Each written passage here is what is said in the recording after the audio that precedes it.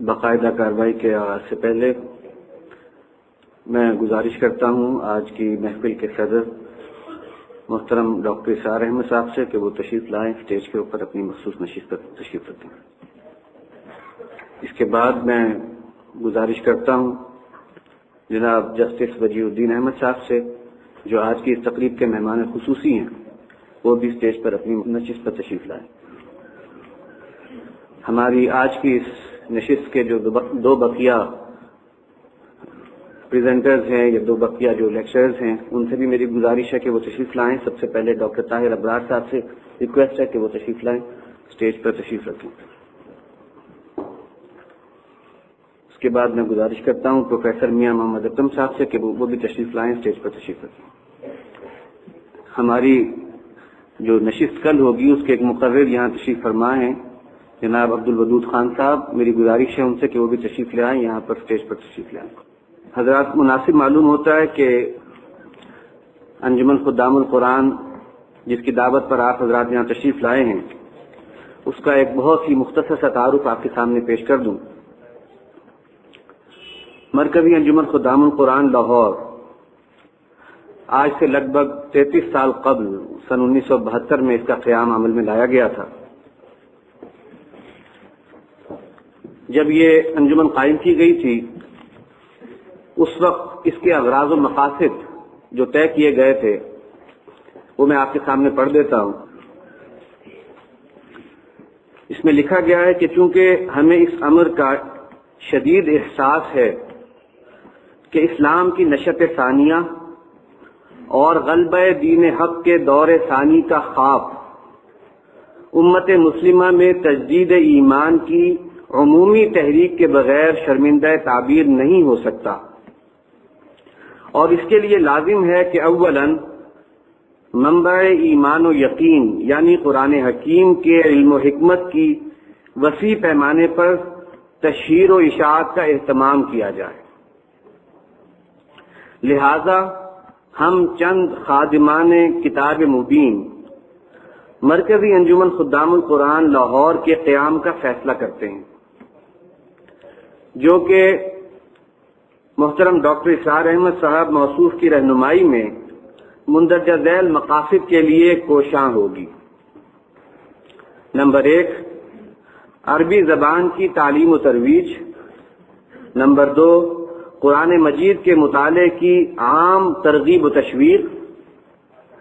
Number 3، علوم قرآنی کی عمومی نشر و اشاعت۔ نمبر 4، ایسے نوجوانوں کی مناسب تعلیم و تربیت جو تعلیم و تعلم قرآن کو مقصد زندگی بنا لیں۔ اور نمبر 5، ایک ایسی قرآن اکیڈمی کا قیام جو قرآن حکیم کے فلسفہ و حکمت کو وقت کی اعلیٰ ترین علمی سطح پر پیش کر سکے۔ یہ جو مقاصد، اغراض و مقاصد اس وقت متعین کیے گئے تھے، بحمد اللہ ان پر مناسب انداز میں پیش رفت جاری ہے۔ عربی زبان کی تعلیم و ترویج کے لیے بہت سے پروگرامز جو ہیں وہ شروع کیے گئے۔ قرآن مجید کے مطالعے کی اور دروس قرآن کی جو ہے محافل کا انعقاد، وہ آپ حضرات کے علم میں ہے کہ مرکزی انجمن خدام القرآن کے تحت جو ہے بہت سے مقامات پر جاری ہے۔ اور اب تو اس قرآن مجید کے پیغام کو پھیلانے کے لیے انٹرنیٹ اور کیبل کے ذریعے سے جو وسائل میسر آئے ہیں، اس کے نتیجے کے طور پر آپ حضرات جانتے ہیں کہ یہ پیغام، قرآن کا یہ پیغام اور رجوع الی قرآن کی یہ تحریک جو ہے، اس کا تعارف دور دور تک پہنچ چکا ہے، اور اس کی کیفیات کو صحیح طور پر بیان کرنا آسان نہیں ہے۔ جس طرح سے، اس لیے کہ ہمیں معلوم ہے، ہم بیٹھتے ہیں یہاں پر لاہور میں تو جس طرح سے لوگوں کا رابطہ دور دور کے علاقوں سے ہو رہا ہے، اسی طرح سے قرآن اکیڈمی بھی الحمدللہ قائم کر دی گئی تھی، اور قرآن اکیڈمی نے اپنے ان تمام مقاصد کے لیے عملی طور پر بہت سی جو ہے اقدامات کیے ہیں۔ 1 سالہ رجوع الی القرآن یہ انجمن خدام القرآن کے تحت ایک کورس ہوتا ہے جس میں پڑھے لکھے لوگوں کو، جو گریجویٹس ہیں، جو ڈاکٹرز ہیں، جو پروفیشنلز ہیں، انہیں یہاں پر 1 سال کے لیے 9 ماہ کے لیے جو ہے یہاں پر قرآن مجید کی تعلیم دی جاتی ہے، عربی زبان کی تعلیم ہے، اور انہیں اس کام کے لیے تیار کیا جاتا ہے کہ وہ اس تجدید ایمان کی دعوت کو لے کر آگے بڑھ سکیں۔ اسی طریقے سے قرآن کالج ایک قائم کیا گیا ہے، یہ وہی کالج ہے جس کے آڈیٹوریم میں اس وقت آپ حضرات تشریف فرما ہیں۔ یہاں پر انٹرمیڈیٹ اور بی اے کی سطح پر جو ہے تعلیم دی جاتی ہے نوجوانوں کو، اور ساتھ قرآن مجید سے جو ہے روشناس کرایا جاتا ہے۔ اور انجمن خدام القرآن کے تحت بہت سے علمی، تحقیقی اور تصنیفی کام جو ہیں اس سے پہلے بھی ہو رہے ہیں، کئی مجلے ہیں جو جاری ہیں، جو یہاں سے جو ہے چھپ رہے ہیں اور لوگوں تک یہ دعوت پہنچا رہے ہیں۔ اور اسی انجمن کے تحت قرآن اکیڈمی لاہور میں سال 2004 میں Islamic research and training section کا قیام جو ہے عمل میں لایا گیا ہے، تاکہ وہ جو کام ہے بحث و تحقیق کا کام، ریسرچ کا کام، اسے مزید جو ہے بھرپور انداز میں اور پروگریسولی جو ہے اسے آگے بڑھایا جا سکے۔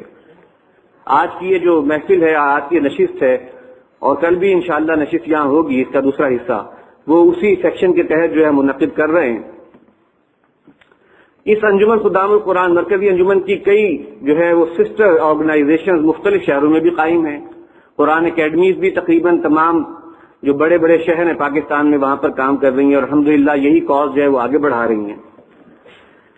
تو میں آپ حضرات کو اس کے تعارف کے ساتھ اس بات کی دعوت دیتا ہوں کہ آپ حضرات بھی اگر اس مقصد کے ساتھ اتفاق رکھتے ہوں اور کوئی کسی قسم کا تعاون جو ہے وہ اس کے ساتھ کرنا چاہیں، اس کے ساتھ شراکت کرنا چاہیں، تو اس کے لیے میں آپ حضرات کو دعوت دیتا ہوں۔ اس کے بہت سے طریقے ممکن ہیں۔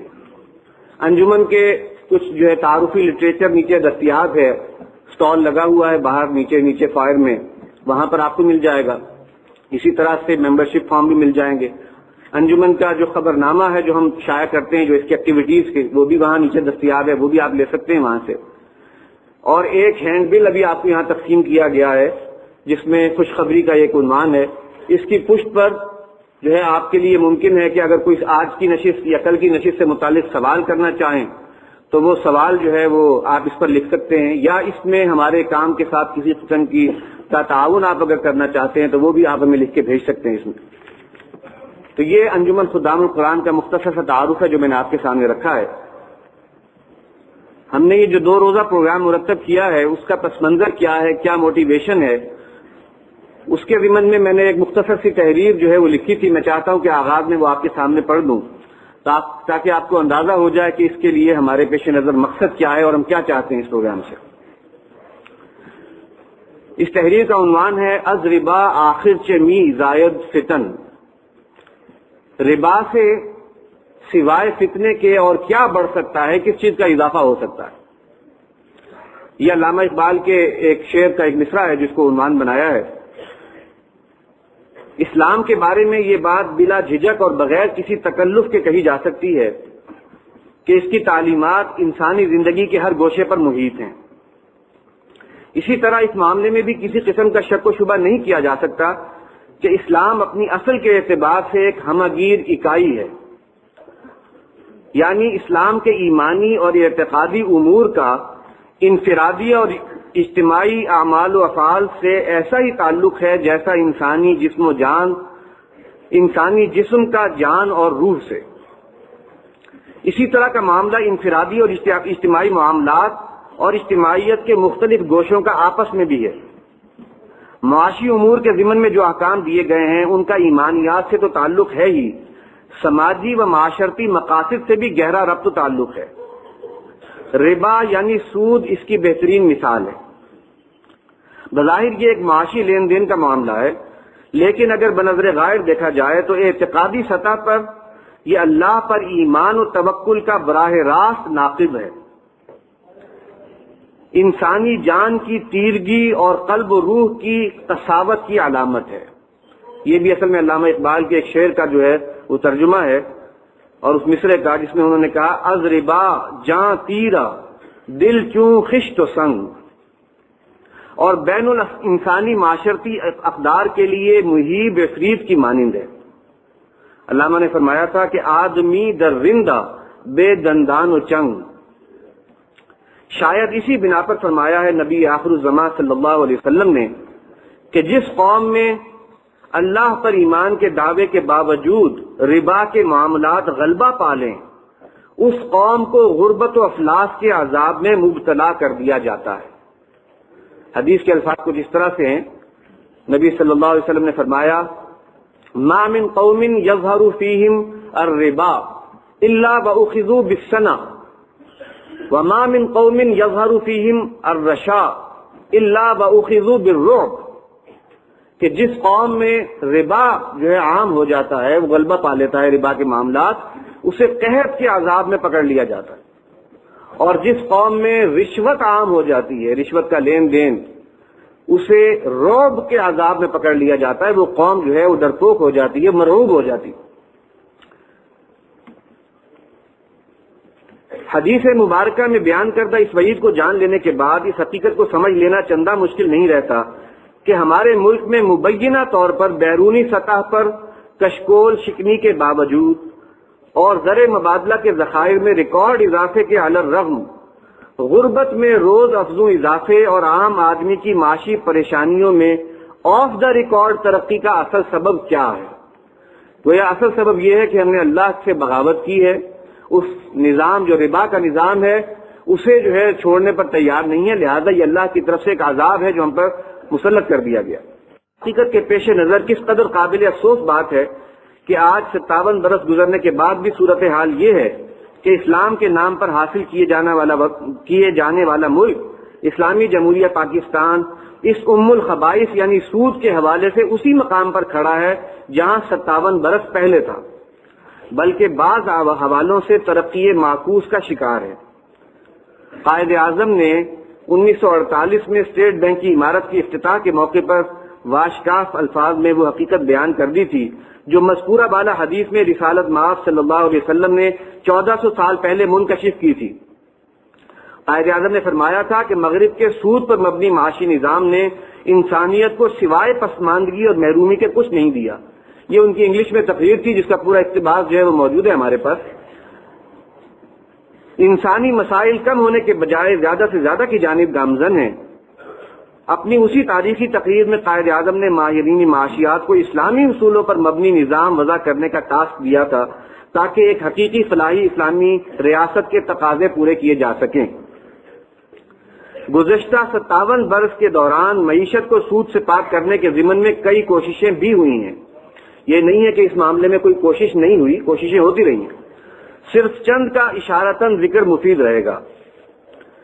1969 میں 1969 اسلامی آئیڈیالوجی کونسل، جسے بعد میں کونسل آف اسلامک آئیڈیالوجی کہا جاتا تھا، نے یہ فیصلہ دیا کہ بینک انٹرسٹ ربا ہے، لہذا اسے ملکی معیشت سے دیس نکالا دیا جائے۔ پھر اسی کونسل نے 1980 میں بلا سود نظام معیشت پر تفصیلی رپورٹ مرتب کر کے حکومت وقت کو پیش کی۔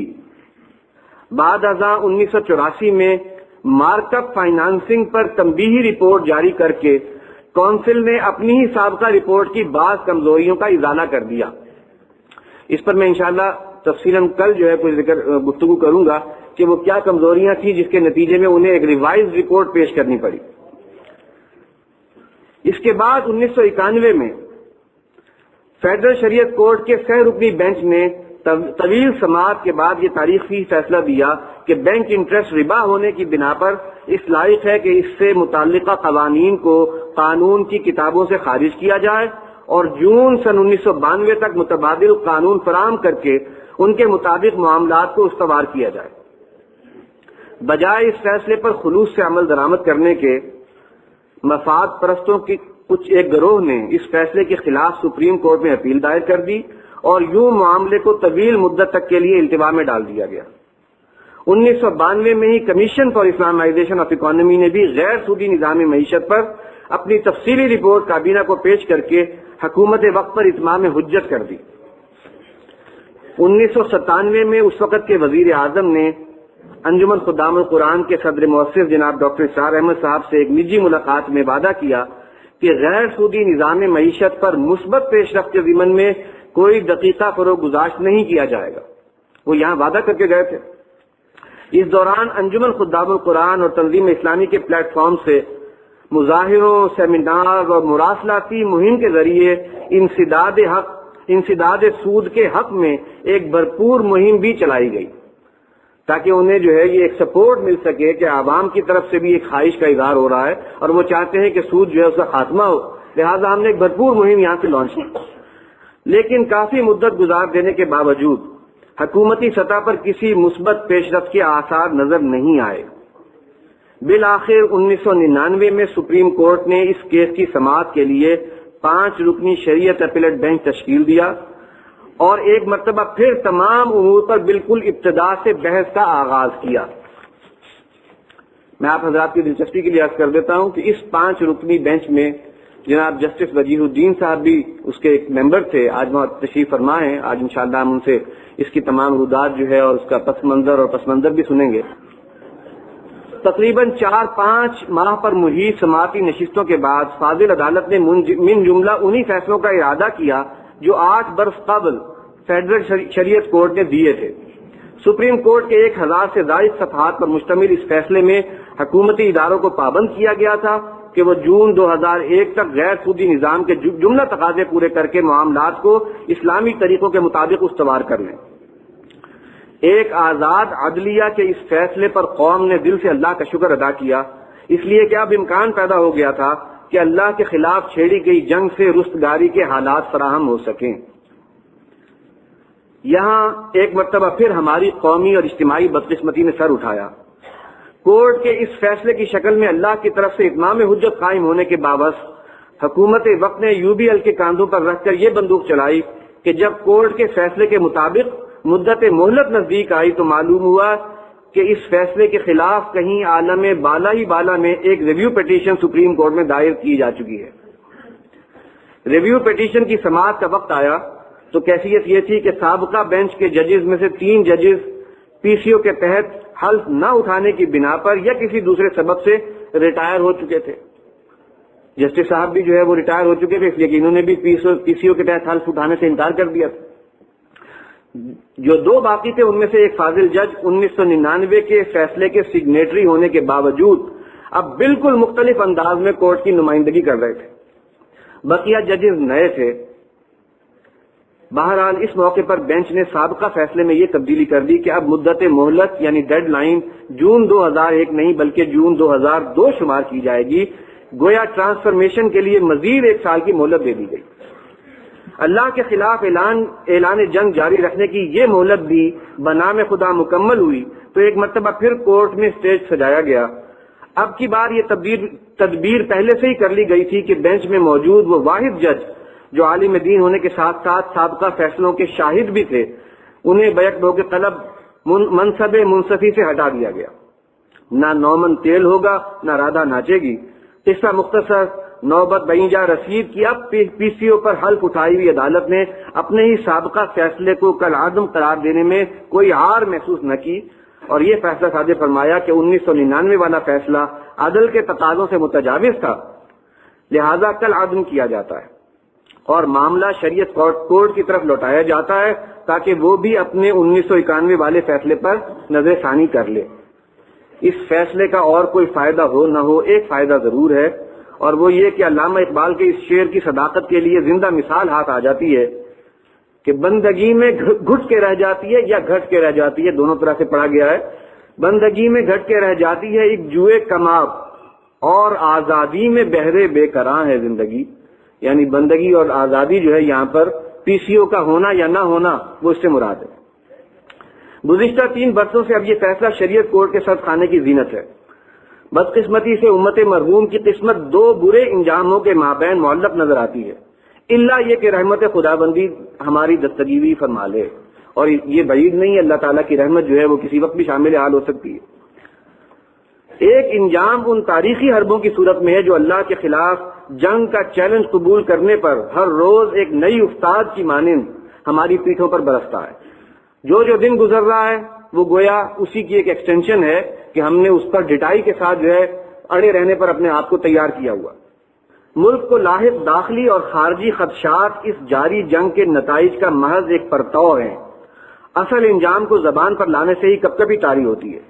دوسرا متوقع انجام اس جیسا ممکنہ المیہ ہے جو سن 2002 میں PCO پر حلف اٹھائی ہوئی کورٹ کے ہاتھوں کمال ہوشیاری سے انجام پذیر ہوا تھا، یعنی خاتم بدہن کہ کہیں یہی کھیل فیڈرل شریعت کورٹ میں بھی نہ کھیل دیا جائے اور یہ کانٹا ہمیشہ کے لیے ہی نہ نکال دیا جائے، اس صورتحال میں یہ کہنا غلط نہ ہوگا کہ یہ وقت دعا ہے۔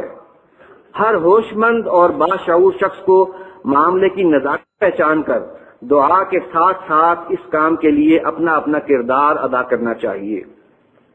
مورخہ 16 اور 17 فروری کو بعد نماز مغرب قرآن آڈیٹوریم میں ہونے والے سیمینار بعنوان اسلام اور بینکنگ کا ہدف اور محرک بھی یہی ہے کہ موضوع کے مختلف پہلوؤں کے بارے میں عمومی آگاہی پیدا کی جائے۔ دلچسپی رکھنے والے افراد کے لیے یہ سیمینار علم و آگاہی کا ایک بہترین ذریعہ ثابت ہوگا انشاءاللہ تعالی۔ حضرات، یہ اس کا ایک پس منظر میں نے آپ کے سامنے رکھ دیا۔ ہماری جو یہ نشستیں ہیں آج کی اور کل کی، اس میں ہم نے ایک معنوی تقسیم رکھی ہے۔ آج ہم سود کے متعلق، ربا سے متعلق کچھ اصولی باتیں جو ہیں اس پر گفتگو سنیں گے۔ اس کی ہلاکت خیزی کیا ہے، کس طریقے سے یہ ایک پورے نظام کو جو ہے جکڑ بندی میں لے آتا ہے سودی نظام۔ سود حقیقت میں ہے کیا، قرآن نے سود کو کیا بیان کیا ہے، حدیث میں سود کا جو ہے وہ وضاحت کس طریقے سے ہوئی ہے، اور اسی طریقے سے پاکستان میں انسداد سود کے حوالے سے ہم کس مقام پر کھڑے ہیں، اس کا ماضی کیا ہے، حال کیا ہے، اور مستقبل کے امکانات کیا ہیں۔ تو یہ آج کے موضوعات ہیں انشاءاللہ۔ کل ہم اس کے نسبتاً جو ہے ٹیکنیکل آسپیکٹس کو جو ہے کور کرنے کی کوشش کریں گے، اور وہ یہ کہ سودی غیر سودی نظام کے لیے حقیقی جو ہے اسلامی اساسات کیا ہیں۔ بہت سی اساسات ہیں جن پر کچھ کام ہو رہا ہے، اسلامی بینکاری ہو رہی ہے۔ اگر وہ صحیح ہیں تو وہ کس حد تک صحیح ہیں، اگر ان میں کچھ غلطی ہے تو وہ کیا ہے، اس کی کوشش کی جائے گی، نشاندہی کریں۔ اور پھر یہ ہے کہ ایک ایسا متبادل جو ابھی تک جس کا پوری طریقے سے تعارف نہیں ہو سکا، جس کی ایک کہنا چاہیے کہ اس کے اندر جو پوٹینشیل ہے اسے پوری طرح سے ڈسکور نہیں کیا جا سکا، اس کا ایک تفصیلی تعارف جو ہے وہ بھی انشاءاللہ ہم کل پیش کریں گے۔ تو یہ ایک معنوی ترتیب ہے۔ اس مختصر سے تعارف کے بعد، یا اگر تعارف زیادہ طویل ہو گیا تو اس طویل تعارف کے بعد اب میں آج کے سب سے پہلے مقرر کو دعوت دینا چاہتا ہوں۔ جناب ڈاکٹر طاہر ابرار صاحب کو میں دعوت دیتا ہوں۔ ان کا تعلق صادق آباد سے ہے، اور بہت مناسب یا کہنا چاہیے کہ بہت ہی دلچسپ بات یہ ہے کہ یہ سائنس کے دونوں شعبوں سے ان کا تعلق ہے۔ فزیکل سائنسز سے بھی یہ آئی سرجن ہیں، آئی اسپیشلسٹ ہے، آئی سرجن ہے، اور ساتھ ہی سوشل سائنسز سے بھی ان کا تعلق ہے۔ ایک طویل عرصے سے جو ہے اسلامی نظام، خاص طور پہ بینکاری کا نظام اور کیسے غیر سودی نظام کام کرے گا، اس پر یہ کام کر رہے ہیں۔ مختلف جو فورم پہ جا کر لیکچر دیتے ہیں، آئی بی اے سیکٹر میں جو ہے یہ مستقل لیکچر دیتے ہیں ان موضوعات کے اوپر۔ تو ہمارے آج کے پہلے مقرر ڈاکٹر طاہر ابرار صاحب ہیں۔ ان کے لیے ہم نے جو موضوع تجویز کیا ہے وہ ہے جدید نظام بینکاری اور عالمی مالیاتی شکنجہ تاریخ کے تناظر میں۔ میں دعوت دیتا ہوں ڈاکٹر طاہر ابرار صاحب۔ بسم اللہ الرحمن الرحیم۔ محترم صدر مجلس، مہمانان گرامی اور معزز حاضرین، جدید بینکاری کیا ہے، اس نے کس طرح سے ایک عالمی مالیاتی شکنجے کی صورت اختیار کر لی ہے، اور پھر اس ضمن میں تاریخ کا تناظر کیا ہے، یہ موضوع اصل میں بہت زیادہ وسعت کا حامل ہے، اور مختصر وقت کی ایک محدود نشست میں اس مضمون کا احاطہ کرنا قریباً ناممکن ہے۔ اب یہاں غالب کا مجھے وہ شعر بھی یاد آ رہا ہے کہ ان کے اشعار کو مشکل سمجھتے ہوئے جب لوگوں نے اعتراض اٹھایا تو غالب نے کہا کہ آساں کہنے کی کرتے ہیں فرمائش، گوہم مشکل وگر نہ گوہم مشکل۔ اب کہتا ہوں تو بھی مشکل ہے، نہیں کہتا تو بھی مشکل ہے۔ تو اب سوچا میں نے یہ ہے کہ کچھ زیر سطح حقیقتیں اور کچھ معلوم حقائق، ان کو اس انداز میں، قدرے غیر روایتی انداز میں آپ حضرات کے سامنے رکھتا چلا جاؤں، اور کچھ بلینکس کو آپ وہ فل کرتے چلے جائیں۔ اس طرح سے محدود وقت میں ایک پورٹریٹ، ایک تصویر اس خون آشام درندے کی، یہ جو جدید بینکاری کی صورت میں عالمی مالیاتی شکنجہ جسے ہم کہہ رہے ہیں، اس کی ایک تصویر مکمل ہو سکے اور ہمیں اندازہ ہو سکے کہ عہد حاضر کس عذاب میں مبتلا ہے، اور عذاب کی اس بھٹی کو دہکانے والے اور دہکاتے چلے جانے والے کون ہیں۔ کیونکہ ہمارا جو مجمع ہے، مجھے اندازہ ہے کہ اکثر لوگ بینکاری اور معاشیات، یہ چونکہ یوں کہنا چاہیے اسپیشلٹیز ہیں، تو ان کا تعلق ان اسپیشلٹی سے نہیں ہے، ان مضامین سے نہیں ہے۔ اس لیے سب سے پہلے میں بینکاری کے ضمن میں ایک موٹی سی بات یہ بتا دوں کہ بینکاری اصلاً دو چیزوں کا مرکب ہے۔ 13ویں اور 14ویں صدی میں جب یہ بینکاری منظم ہونا شروع ہوئی تھی، اس وقت سے لے کر آج تک اگرچہ نئی اختراعات نے، ٹیکنالوجی نے اس کی شکل و شباہت میں بہت سی تبدیلیاں پیدا کی ہیں، لیکن اصلاً یہ بینکاری جو ہے سود اور جزوی ریزرو، فریکشنل ریزرو جسے کہا جاتا ہے، ان دونوں کا مرکب ہے۔ تیسرا ایڈوانس جو حقیقی معنوں میں ہوا ہے جدید بینکاری میں، وہ میں سمجھتا ہوں کہ الیکٹرانک منی ہے، لیکن یہ موضوع طویل ہو جائے گا۔ الیکٹرانک منی جو ہے اس کے نتائج و عواقب کیا ہوں گے، اس کے بارے میں ابھی کچھ کہنا جو ہے وہ قبل از وقت ہے، لیکن اصلاً بینکاری کی یہ مضبوط عمارت جن دو انتہائی یوں کہنا چاہیے کہ مستحکم بنیادوں پر کھڑی ہے اب تک، اس میں ایک تو سود ہے جس کے بارے میں ہم تقریباً واقف ہیں۔ سود کے بارے میں جو تفصیلی گفتگو ہے وہ کل ہمارے ایک فاضل مقرر کریں گے اور شرعی اصلاحات کی روشنی میں اس کی وضاحت مزید ہو جائے گی انشاءاللہ۔ لیکن عام طور پر سود کا جو تصور ہمارے ذہنوں میں ہے اس وقت بات سمجھانے کے لیے وہ بھی کافی ہے۔ البتہ دوسری چیز جسے فریکشنل ریزرو یا جزوی ریزرو کہا جاتا ہے، اس سے اکثر حضرات واقف نہیں۔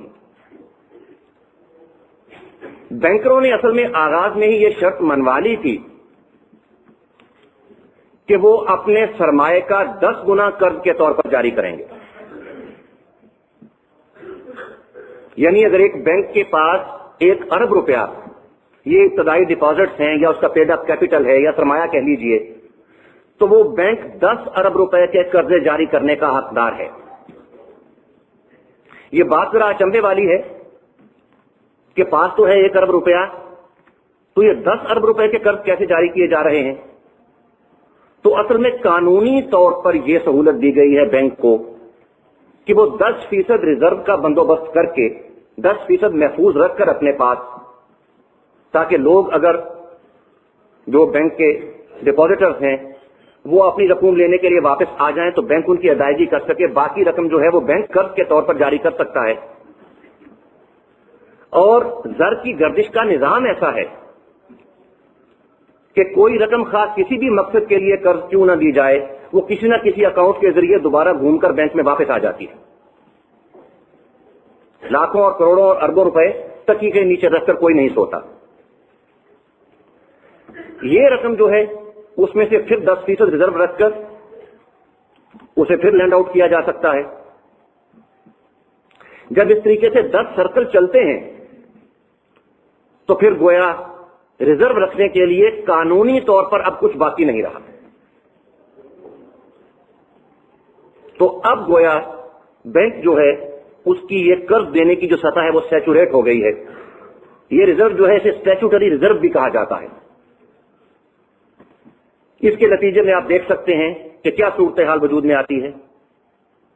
1 ارب روپے کی رقم 10 ارب روپے میں تبدیل ہو جاتی ہے۔ یہ جو 9 ارب روپے اضافی ہیں، اسے ایک سکاٹ ماہر معاشیات نے آؤٹ آف سائٹ کرنسی کا نام دیا تھا۔ یہ وہ کرنسی ہے جو نظر نہیں آتی لیکن یہ ایگزسٹ کرتی ہے، اور یہ جو شور مچایا جاتا ہے کہ کسی حکومت نے اگر کچھ کرنسی اور پرنٹ کر لی تو انفلیشن ہو جائے گی، قیمتوں میں اضافہ ہو جائے گا، اس انفلیشن کے اور بھی اثرات ہوں گے، تو حقیقت یہ ہے کہ اگر کوئی حکومت اسی قدر کرنسی اور پرنٹ کر لے جتنی اس کے خزانے میں پہلے موجود ہے تو کرنسی کی مقدار صرف 2 گنا ہوتی ہے، لیکن جب یہی کرنسی بینکنگ سیکٹر کے اندر آتی ہے تو یہ 10 گنا ہو جاتی ہے۔ انفلیشن اصل میں یہاں پیدا ہوتی ہے، لیکن اس حقیقت کا سراغ آپ کو منی اینڈ بینکنگ کی کتابوں میں کہیں نہیں ملے گا۔ اس کی وجہ ہے کہ یہ چیز بینکروں کے مفاد میں نہیں ہے، اور انہوں نے جس طریقے سے عہد حاضر میں اجتماعی اداروں کو اپنی گرفت میں لے رکھا ہے، اس کی وجہ سے حقیقت کی نقاب کشائی کرنے کی جرت کوئی کر نہیں سکتا، اور اگر کوئی کرے تو اس کا نام معاشیات کی کسی کتاب میں آنے نہیں دیا جاتا۔ تو یہ سمجھ لیجئے کہ یہ وہ سود کے ساتھ ضرب کھا کر یہ جو فریکشنل ریزرو ہے، جزوی ریزرو، یہ کیا قیامت ڈھاتا ہے، اس کا کچھ جائزہ جو ہے وہ میں آئندہ گفتگو میں انشاءاللہ پیش کروں گا۔ بنیادی بات یہ سمجھ لینے کی ہے کہ سود کے ساتھ دوسری خوفناک چیز جو ہے وہ اصل میں یہ آؤٹ آف سائٹ کرنسی ہے، جس کے جاری کرنے کا اختیار بینکروں کے پاس ہے۔ اگر دنیا کی کوئی حکومت اپنے بجٹ میں خسارہ محسوس کرتے ہوئے کچھ اور کرنسی چھاپنا چاہے تو عالمی مالیاتی نظام ایسا ہے کہ اسے ایسا کرنے نہیں دیا جاتا، اس کے اوپر بہت سخت دباؤ ہے، لیکن بینکر یہ کام ہر وقت اور ہر آن کر رہا ہے، اور اسی کا نتیجہ یہ نکلا ہے کہ دنیا بھر کی حکومتیں، شاید کوئی ایکسیپشن ہو اس میں، دنیا کی تمام حکومتیں جو ہیں وہ بینکروں کی مقروض ہو چکی ہیں۔ اب مائکرو لیول پر یہ جدید بینکاری جو ہے اس نے کس طرح سے ایک خوفناک اور خون آشام شکنجے کی صورت اختیار کی ہے، اسے میں ایک مثال کے ذریعے آپ حضرات کے سامنے رکھنا چاہتا ہوں۔ 5,500% سالانہ سود، کیا کبھی آپ نے اس کا ذکر سنا ہے؟ 5,500% سالانہ سود، 6%، 10%، 18 یا 20%، اس کا ذکر تو ہم سنتے ہیں، لیکن یہ 5,500% سالانہ سود، اور آپ حیران ہوں گے کہ یہ کون ادا کرتا ہے اتنی گراں شرح؟ تو اس سے بھی زیادہ حیرانی کی بات ہے کہ وہ میں اور آپ ہر شخص ادا کر رہا ہے۔ وہ کس طرح سے؟ مثال کے طور پر فرٹیلائزر بنانے والی، کھاد بنانے والی ایک فیکٹری نے اپنے آغاز کے وقت 2 ارب روپے کا ایک لون لیا، تو پہلی سطح پر بینکر کا سود جو تھا اس کی مینوفیکچرنگ کاسٹ میں شامل ہو گیا۔ اس کے بعد انہوں نے ایل سی کھولی تو دوسری سطح پر بینکر نے اپنا سود وصول کر لیا۔ خام مال کے طور پر فرٹیلائزر انڈسٹری میں یہ گیس استعمال کی جاتی ہے جسے ہم گھروں میں جلاتے ہیں، سوئی گیس۔ اب یہ گیس جو ہے یہ ہم جانتے ہیں کہ یہ SNGPL والوں نے یا oil and gas development corporation والوں نے، انہوں نے اسے ڈیولپ کیا ہے اور وہ بینک کے فائنانس پر کام کر رہی ہیں، تو یہ تیسری سطح پر بینکر کا سود ایڈ ہو گیا۔ پاور جنریشن، بجلی جو وہ استعمال کرتے ہیں اس کے لیے ان کے اپنے پاور جنریٹرز ہیں، ان میں جو فیول استعمال ہوتا ہے، اگر ڈیزل ہے یا فرنس آئل ہے جو بھی ہے، وہ OGDC والوں کا پروڈکٹ ہے، تو چوتھی سطح پر بینکر کا سود اس طریقے سے وہ بھی شامل ہو گیا۔ اپنے اسٹاف کو، خاص طور پر جو ان کی مینجمنٹ سائڈ ہے، ان کو جو سہولتیں انہوں نے فراہم کر رکھی ہیں، لگژری گاڑیاں بھی ہیں اس میں، گھروں کے اندر الیکٹرانکس بھی ہے، وہ سب کا سب لیز پر ہے، تو ایک ردا اس طریقے سے بینکر کے سود کا اور چڑھ جاتا ہے۔ جس تھیلے میں یہ فرٹیلائزر پیک ہوتا ہے وہ روزانہ 80,000 تھیلے درکار ہوتے ہیں انہیں، وہ بذات خود ایک انڈسٹری ہے، تو اس طریقے سے ایک سطح اور جو ہے وہ شامل کر لیجیے بینکر کے سود کی، تو 6 سطح پر بینکر کا سود یہاں تک پڑ چکا ہے۔ اور اس کے بعد یہ فرٹیلائزر بننے کے یعنی عمل کے بعد اب یہ ٹرانسپورٹ ہوگی، تو ٹرانسپورٹ میں آپ جانتے ہیں یہاں ایک دفعہ پھر بینکر کا سود جو ہے وہ شامل ہو جائے گا۔ اب اسے منڈی میں ہم وہ بات جو ہے کہ منڈی سے ہو کر یہ گزرے گی تو اس میں پھر کئی اور چیزیں شامل ہو جائیں گی، اسپاٹ اور فیوچر پرائسز کا ڈفرنس جو ہے وہ بھی اس میں آ جائے گا، لیکن ہم اس کو اسکپ کر جاتے ہیں۔ اب اسے ہم لے جاتے ہیں کسان کے کھیت پر۔ تو اب یہ سمجھ لیجئے کہ کسان کی صرف ایک ضرورت پوری ہوئی ہے، ابھی اس نے فرٹیلائزر کی ضرورت پوری کی ہے، ابھی اسے پیسٹیسائڈ بھی چاہیے، ابھی اسے سیڈ بھی چاہیے، اسے ٹریکٹر بھی درکار ہے، ٹیوب ویل بھی درکار ہے، ان کا فیول بھی درکار ہے، اور اس کے ساتھ ساتھ ہارویسٹنگ کے اور ایگریکلچر کے کچھ دوسرے امپلیمنٹ بھی چاہیے۔ تو یہ کم از کم 7 کموڈیٹیز ہیں جو اسے درکار ہیں، اور ان میں سے ہر کموڈیٹی اسی پروسیس میں سے ہو کر گزر رہی ہے۔ تو 7 کو 7 سے ضرب دے لیجئے تو یہ 49 لیول پر بینکر کا سود پڑنے کے بعد فرض کیجئے کپاس پیدا ہوئی۔ اب یہ کپاس جو ہے یہاں سے ٹرانسپورٹ ہوگی، جننگ فیکٹریوں میں آئے گی، جننگ فیکٹریوں والے بھی لمٹس لے کر بیٹھے ہوئے ہیں، تو ایک لیول اور سود کا پڑ گیا۔ یہ جننگ کے پروسیس سے نکلنے کے بعد اب ٹیکسٹائل سیکٹر میں، تو ٹیکسٹائل سیکٹر میں 3-4 پروسیس ہوتے ہیں، اسپننگ ہوگی، کپڑا بنے گا، پھر اس کی فنیشنگ، اس کی ڈائنگ اور پرنٹنگ، اور اس کے بعد ایک بار پھر ٹرانسپورٹ ہو کر یہ مارکیٹ میں آئے گی، تو یہ 4-5 سطح پر اور سود پڑے گا۔ تو 55 لیول پر بینکر کا سود ادا کرنے کے بعد یہ کپڑا جو ہے یہ ہم نے پہنا ہے. اور اگر ایک سطح پر بینکر کا سود جو ہے وہ 10% ہو, اس کی شرح تو گھٹتی بڑھتی رہی ہے ماضی میں, لیکن اوسطاً اگر اسے 10% سمجھا جائے تو 550% سود کی ادائیگی صرف ایک کپڑے کے اوپر ہم کر چکے ہیں. اور ابھی ہماری ایک ضرورت پوری ہوئی ہے.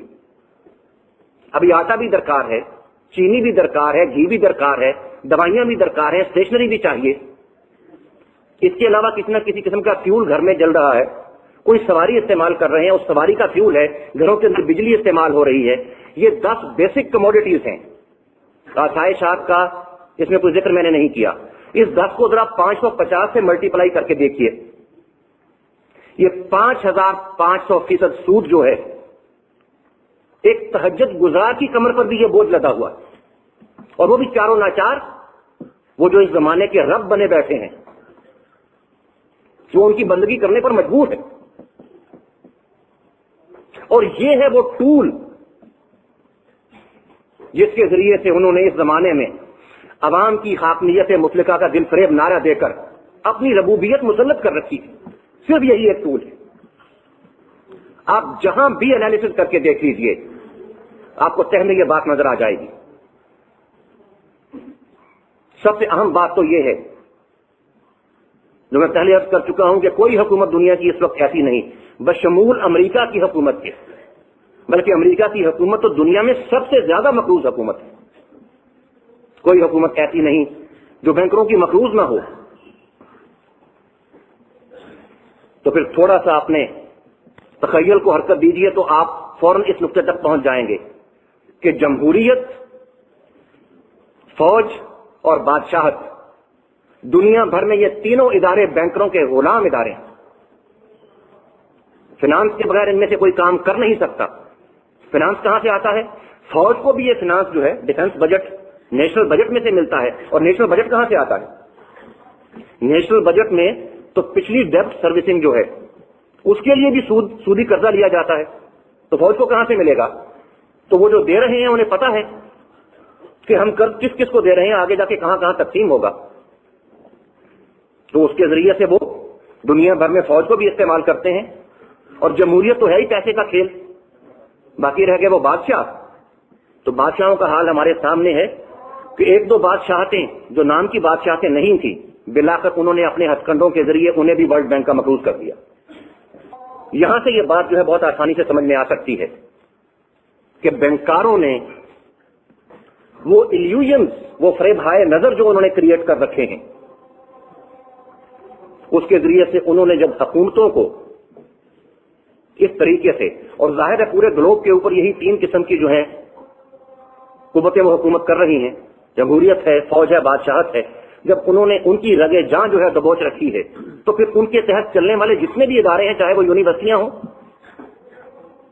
خواہ وہ الیکٹرانک اور پرنٹ میڈیا ہوں, اور خواہ ان کے انتظام و انصرام کے تحت چلنے والے عبادت خانے ہوں, اس میں کسی نہ کسی طریقے سے ان لوگوں نے اپنے مقاصد کی آبیاری کا بندوبست کر رکھا. لیکن یہ ہے کہ یہ بات کسی کے سمجھ میں وہ آنے نہیں دیتے,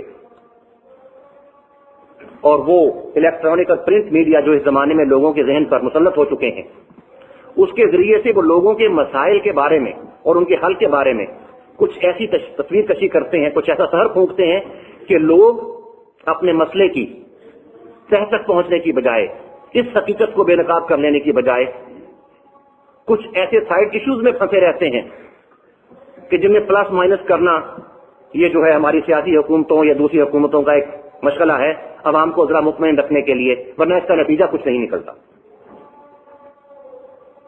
یہ اصل میں نے مائکرو لیول پر بات کرنے کی کوشش کی تھی. انفرادی سطح پر یہ 5,500% کا شکنجہ جو ہے اس نے کس طرح سے دبوچ رکھا ہے انسانوں کو, اور کس طرح سے ان کے اوقات اور ان کی محنتیں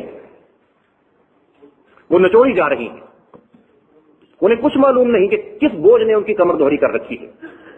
صبح سے لے کر شام تک ایک انسان بھاگ رہا ہے اور صحیح معنوں میں معاشی حیوان بن چکا ہے, لیکن اسے کچھ معلوم نہیں ہے کہ یہ بوجھ لادنے والا کون ہے, کس نے اس کی کمر توڑ رکھی ہے.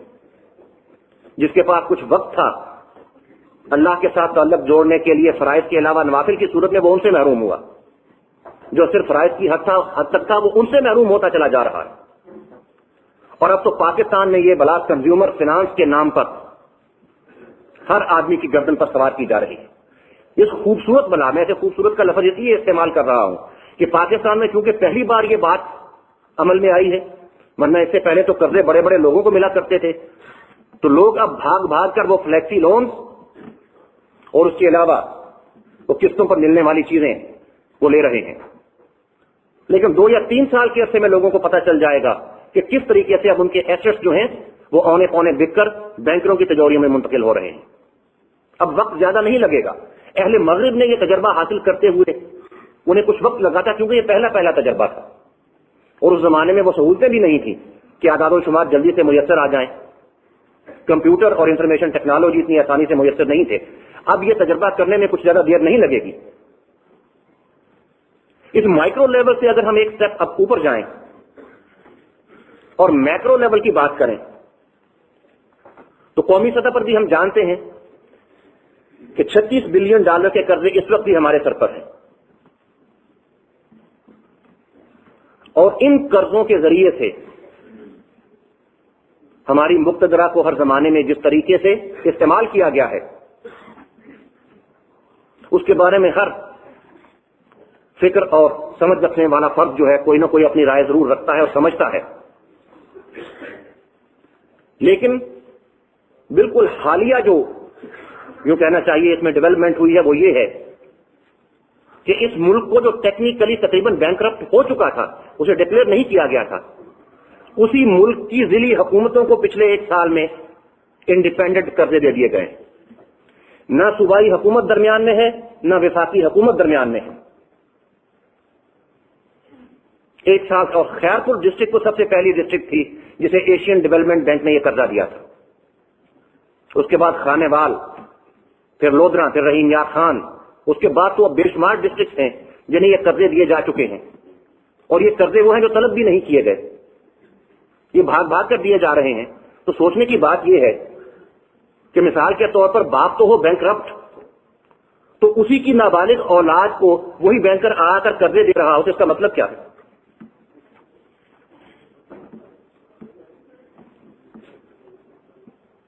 اب یہ جو ان کی فسوکاری ہے اسی کا ایک مظہر یہ بھی ہے. بلینکس آپ فل کرتے چلے جائیں گے. تازہ ترین بات جو میرے علم میں آئی وہ یہ ہے کہ یہ ہمارے یہاں جو کیبل سسٹم چلا ہے اور جس کے ذریعے سے ہماری قدروں کے خلاف ایک انتہائی خوفناک یلغار جو ہے اریانی اور فحاشی نے کر ڈالی ہے، اس کیبل کے بارے میں پیمرا کے جو قوانین ہیں اگر آپ ان کی ویب سائٹ سے ڈاؤن لوڈ کریں تو آپ یہ جان کر حیران ہوں گے کہ اس کیبل کو کاٹ دینے کا جرمانہ $10 ملین ہے. یہ کیبل سسٹم میں اس کی بات کر رہا تھا کہ جس کے ذریعے سے ہمارے گھروں میں یہ جو اریانی اور فحاشی کا ایک وہ سیلاب جو ہے اسے رخ کر لیا ہے. ہماری قدروں کے خلاف، ہمارے ایمان کے خلاف، ہمارے اوقات کے خلاف جو یلغار ہے، اس کیبل کو اگر کوئی نقصان پہنچائے، اس کیبل کو اگر کاٹ دے کوئی شخص تو اسے $10 ملین جرمانہ ہو سکتا ہے. 1 کروڑ جرمانہ. اندازہ کیجئے یہ کون سی چیز ہے جس کا تعلق ہماری روایات سے، ہمارے دینی ورثے سے، ہماری قومی یوں کہنا چاہیے اہمیت کی چیزوں سے ہے. سوچنے کی بات ہے کہ یہ کس نے کروایا ہے. یہ لنکس اب آپ جوڑتے چلے جائیے گا. اور اسی عالمی شکنجے کا جو ہے اب اگلا سٹیپ، اور یوں کہنا چاہیے یہ تقریباً تکمیلی مرحلہ ہے اب، اور وہ یہ ہے کہ WTO کی شکل میں یہ بینکر جو ہیں دنیا بھر کی حکومتوں کو بے اثر کر کے اور وہ جغرافیائی حدود جو کہنے کو موجود رہیں گی ان کی ہوتے ہوئے بھی ان جغرافیائی حدود سے بالا کر ایک حکمرانی قائم کرنے میں کامیاب ہو جائیں گے. بلکہ در حقیقت وہ ہو چکے ہیں. اب تو اس کا ایک رسمی اعلان ہونا باقی ہے. یہ اختیار پہلے ہی انہیں حاصل ہو چکا ہے مارکیٹ اکانومی کی وجہ سے کہ وہ چاہیں تو ہمسایہ ملک میں پروڈکشن کریں، اس ملک میں بیچیں، اور جو سرمایہ ہے اسے تیسرے ملک میں لے جائیں. تو یہ جغرافیائی حد بندیاں کہیں ان کے راستے میں مزاحمت پیش نہیں کر سکتی۔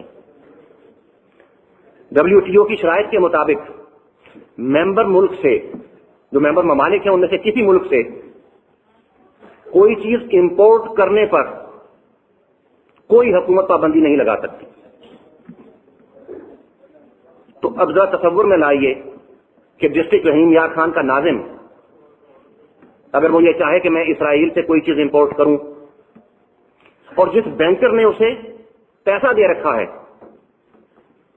وہ اسے کہے کہ یہ قرضے واپس کرنے کے لیے، یہ بات آپ جانتے ہیں کہ یہ تمام قرضے جو دیے گئے ہیں ڈسٹرکٹ حکومتوں کو، یہ سارے کے سارے مٹی میں دبا دیے گئے ہیں، سڑکیں بنائی گئی ہیں، فوارے لگائے گئے ہیں، ڈیکوریشن کی گئی ہے، پروڈکشن کہیں سے کچھ نہیں ہے، تو یہ قرضے اور ان کا سود کہاں سے واپس ہوگا؟ تو پھر وہ بتائیں گے کہ دیکھو ہم تمہیں بتاتے ہیں کہ اس طریقے سے ریونیو جنریٹ کرو، اور اس کے لیے فلاں چیز اور فلاں ماہرین فلاں جگہ سے آنے چاہیے۔ تو اب بتائیے کہ اسلام آباد میں بیٹھی ہوئی حکومت جو ہے وہ اس معاملے میں کیا کر سکتی ہے؟ اختیار اس کے پاس ہے نہیں، پیسہ اس ذیلی حکومت نے براہ راست اس سے لیا ہوا ہے۔ اگر وہ حکومت کوئی مداخلت کرنے والی بات کرے تو وہ جو قرض خواہ ہے وہ یہ کہے گا کہ تم کون ہوتے ہو درمیان میں، ایک طرف ہو جاؤ، اس نے ہم سے قرض لے رکھا ہے، ہمارا اور اس کا معاملہ ہے، جب اس نے قرض لیا تھا اس وقت تم کہاں تھے؟ حقیقت یہ ہے کہ اس ملک کے وہ جو جنہیں رہنما کہنا چاہیے، سیاسی رہنما، انہیں کچھ اندازہ نہیں ہے کہ یہ ذیلی حکومتیں نہیں، در حقیقت یہ ڈسٹرکٹ اسٹیٹس ہیں، اور اس طریقے سے وہ پاکستان کی انٹیگریٹی کو ختم کر چکے ہیں۔ یہ تو صرف یوں کہنا چاہیے کچھ چیزیں ہیں جو منظر عام پر، عام لوگوں کی ذہنی سطح تک منظر عام پر آنے میں شاید 1 سال یا 2 سال لگ جائے، اس سے زیادہ کا وقت نہیں ہے۔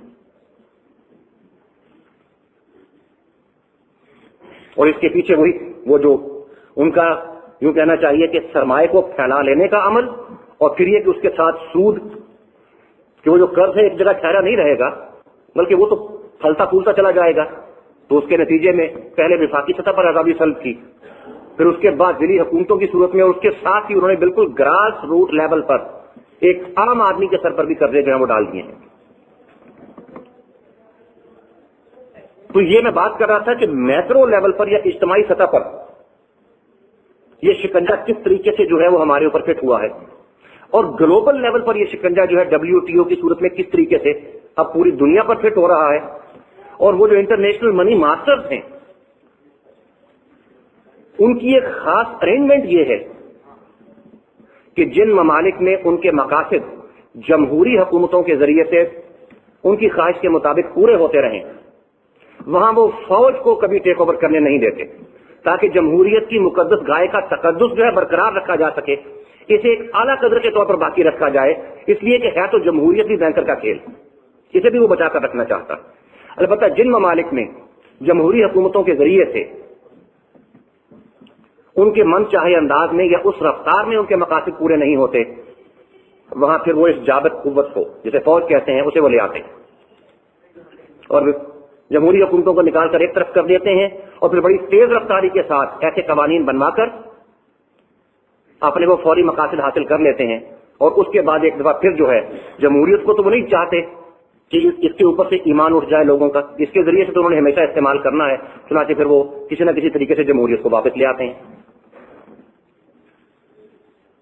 اب یہی وہ کھیل ہے جو اصل میں خاص طور پر اس خطے میں کھیلا جا رہا ہے، اور جتنی تیز رفتاری کے ساتھ یہاں کھیلا جا رہا ہے اس کی اصل میں کچھ وجوہات ہیں، وہ یہاں تو اب ڈسکس نہیں کی جا سکتی، وقت بھی اتنا نہیں، لیکن یہ کہ سوچنے والے لوگوں کے لیے کچھ مشکل نہیں ہے جب وہ اس چیز پر غور کرتے ہیں کہ اس دنیا میں اس وقت 7 ٹریلین کی اکانومی کا وہ جن جو مانس گند پکارتا ساری دنیا میں پھر رہا ہے، اس کی جان کس طوطے میں؟ میں امریکی حکومت کے نظام زر کی بات کرنا چاہتا ہوں، اسے سمجھ لیجئے تو ورلڈ ویو جو ہے آپ کا وہ تبدیل ہو جائے گا۔ امریکی حکومت کے بارے میں یہ بات سن کر اکثر حضرات کو حیرانی ہوگی کہ امریکی حکومت $1 کا نوٹ چھاپنے کا بھی اختیار نہیں رکھتی۔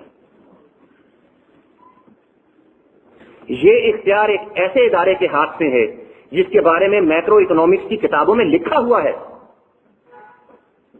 کہ technically it is not a branch of American government. 7 ممبروں پر جنہیں گورنر کہا جاتا ہے مشتمل ایک بورڈ ہے جسے فیڈ کہا جاتا ہے, فیڈرل ریزرو سسٹم.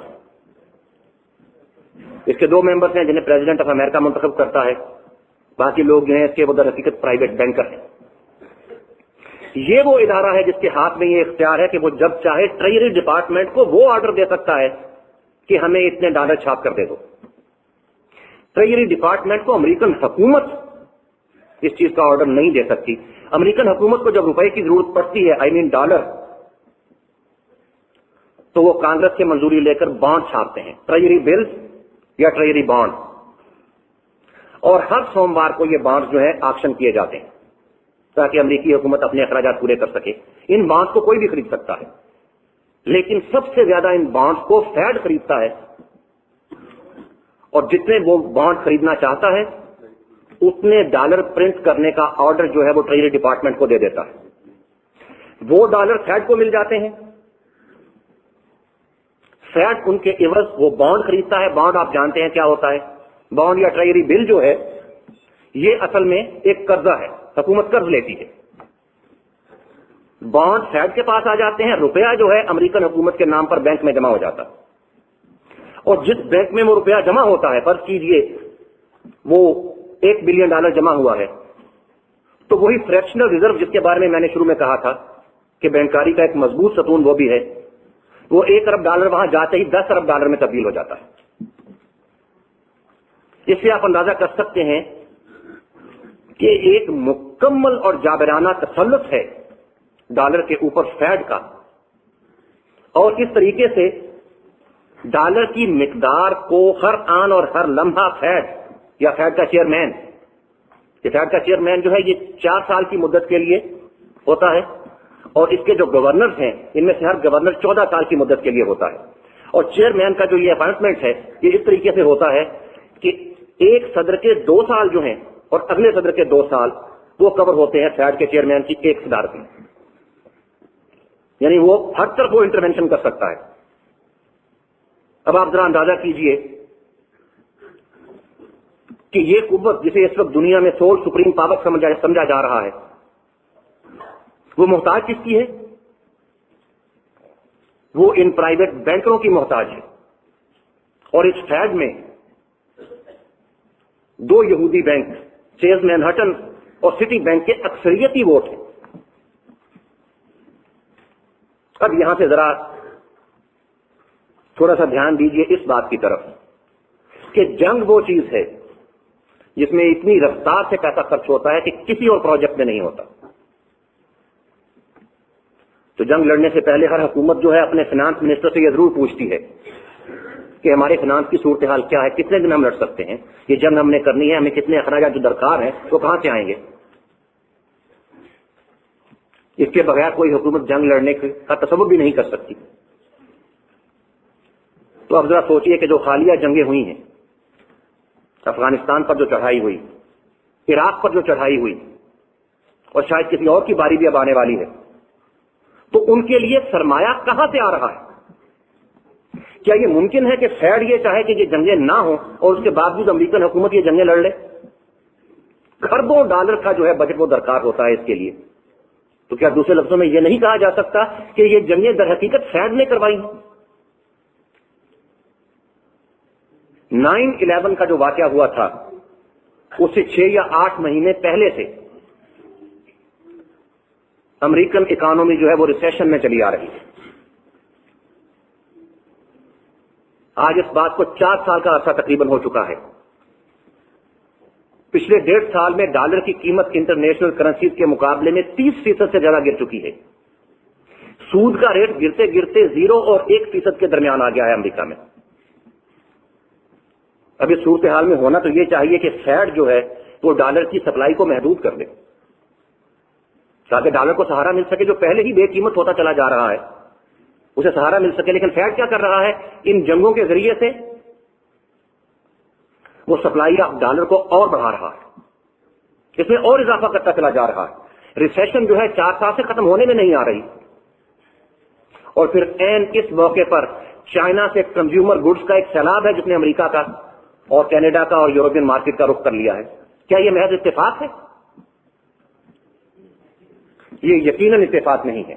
آج سے 12 سال پہلے یا 13 سال پہلے یہودی چائنا میں $350 یا $400 ملین کی سرمایہ کاری اس وقت کر چکے تھے، اور اس کے بعد یہ جتنی بھی ملٹی نیشنل جرمنی اور جاپان اور دوسرے یورپین ممالک سے اٹھ کر چائنا میں چلی گئی ہیں. ان کے پیچھے سرمایہ کس کا ہے؟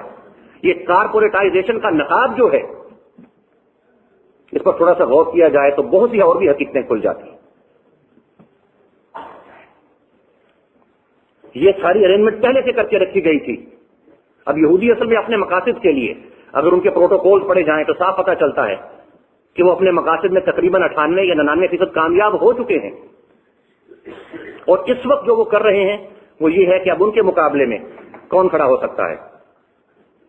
وہی جس کی اکانومی دنیا میں سب سے بڑی 7 ٹریلین کی اکانومی، ویٹو کی پاور اس کے پاس، اور وار مشین اس کی سب سے زیادہ اکوپڈ اور لیٹسٹ، وہی ان کے مقابلے میں کھڑا ہو سکتا ہے. اس لیے محسوس یوں ہوتا ہے کہ اب اس کے قدموں کے نیچے سے زمین کھینچ لینے کا فیصلہ انہوں نے کر لیا ہے. اور یہ ساری ارینجمنٹ جو ہے کہ اب ریسیشن سے اسے نکلنے نہیں دیا جائے گا، یہ ساری ارینجمنٹ پہلے سے کی جا چکی تھی. اگر دنیا کی یہ قوت جسے ہم سول سپریم پاور آج کل سمجھ رہے ہیں اور جو ساری دنیا میں دندناتی پھر رہی ہے، اگر اس کی قوت جو ہے وہ کچھ بینکروں کے ہاتھ میں ہے تو پھر باقی تمام دنیا جو ہے اس کے بارے میں آپ خود اندازہ کر لیجئے، کچھ مشکل نہیں ہے. یہ بینک جو ہیں، ان کے جو مختلف نام رکھے گئے ہیں، ان کے ذریعے سے محسوس کچھ یوں ہوتا ہے کہ شاید یہ قومی ادارے ہیں. حقیقت یہ نہیں ہے. یہ 15ویں صدی میں غالباً یا 16ویں صدی کے آغاز میں جب بینک آف انگلینڈ بنا ہے تو یہ بالکل پرائیویٹ بینک تھا. یہاں میں چاہتا ہوں تھوڑی سی وضاحت اس بات کی کر دوں کہ یہ فیڈ جو ہے جس کے پاس یہ اختیار ہے کہ ڈالر وہ چھاپ سکتا ہے، یہ پرائیویٹ بینکر کے پاس یہ اختیار آیا کہاں سے؟ حکومت نے یہ اختیار کیوں دے دیا انہیں؟ تو صورتحال اصل میں یہ ہے کہ 11ویں اور 12ویں صدی کے قریب یہ جو صراف ہوتے تھے، سونار، ان کی ساکھ اتنی اچھی تھی کہ لوگ اپنا سونا امانتاً ان کے پاس رکھوا دیا کرتے تھے، اور یہ صراف اس سونے کے بدلے ایک رسید جو ہوتی تھی اس کو مالک کو وہ جاری کر دیتے. وہ مالک جب چاہتا آ کر وہ رسید دکھاتا اور اپنا سونا لے لیتا. لیکن کچھ عرصے کے بعد ان صرافوں نے نوٹ یہ کیا کہ اکثر لوگ کئی کئی سال اپنا سونا لینے کے لیے واپس نہیں آتے. ہو کیا رہا تھا کہ لوگوں نے سوناروں کی ان رسیدوں کو استعمال کرتے ہوئے کاروبار اور تجارت جو تھی اس میں آسانی پیدا کر لی. کون سونا اٹھا کر لائے اور لے جائے؟ ان رسیدوں کے ذریعے سے کاروبار شروع ہو گیا. جب ان سوناروں نے، جنہیں منی چینجز بھی کہا جاتا ہے، یہ بات دیکھی تو انہوں نے جو سونا ان کے پاس ہوتا تھا جو کئی سال جسے کلیم نہیں کیا جاتا تھا، اس کا کچھ حصہ ضرورت مندوں کو سود پر دینا شروع کر دیا. پھر کچھ اور وقت گزرا تو ان کے حرص اور لالچ نے انہیں ایک اور راستہ سجھایا. وہ یہ کہ فرض کیجئے ایک صاحب نے 1 کلو سونا ایک سونار کے پاس رکھا ہے اور اسے ایک رسید لے لی ہے 1 کلو سونے کی. تو صاحب کا تجربے نے سونار کو یہ بات بتائی کہ یہ تو پتہ نہیں کتنے سال کتنے سارے لوگ جنہوں نے میرے پاس سونا رکھا لینے نہیں آئیں گے. تو اس نے کیا کیا کہ ایک رسید تو سونے کے اصل مالک کو جاری کی اور اس کے علاوہ 8-10 رسیدیں مختلف لوگوں کو سود پر جاری کر دی. وہ اصل میں جعلی رسیدیں تھی. پھر یہ سلسلہ پھیلتا چلا گیا. جس کی جتنی ساکھ تھی اس نے اسی اعتبار سے وہ رسیدیں چھاپ کر چلانی شروع کر دی.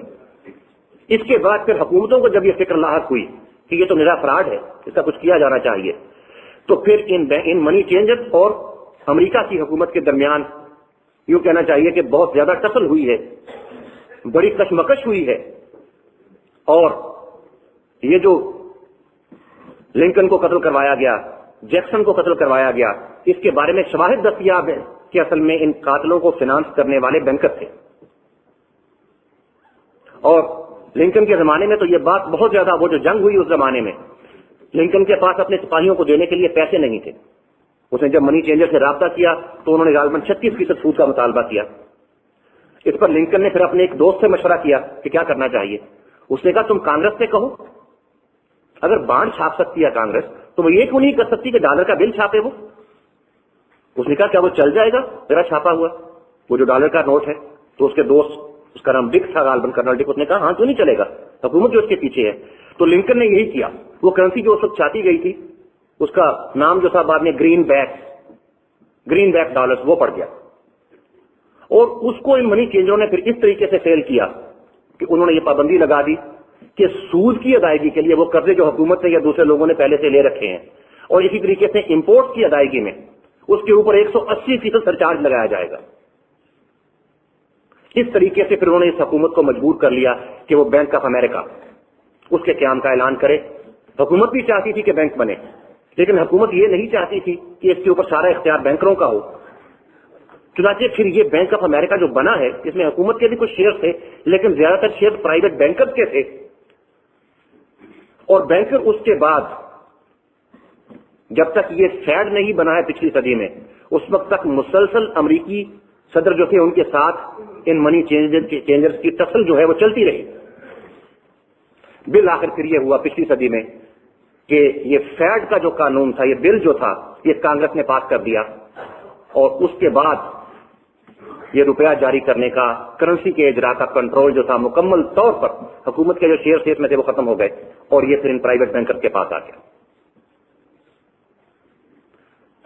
اس سے آپ اندازہ کر سکتے ہیں کہ دنیا میں اصل میں کھیل کیا کھیلا جا رہا ہے. کون ہے جو اس دنیا کے حقیقی آقا بنے ہوئے ہیں؟ وہ کون ہیں جنہوں نے اس کرۂ ارض پر رہنے والے انسانوں کو اللہ تعالیٰ کی ربوبیت, اس کی الوہیت اور اس کی حاکمیت سے نکال کر اپنی ربوبیت اور اپنی حاکمیت میں جکڑ لیا؟ کس طریقے سے قدریں تبدیل کر دی گئی ہیں, کس طریقے سے ذہن بدل دیے گئے ہیں. الیکٹرانکس اور پرنٹ میڈیا, ان کو خریدنا تو بات ہی کوئی نہیں. جب حکومتیں اور فوج اور بادشاہت جو ہے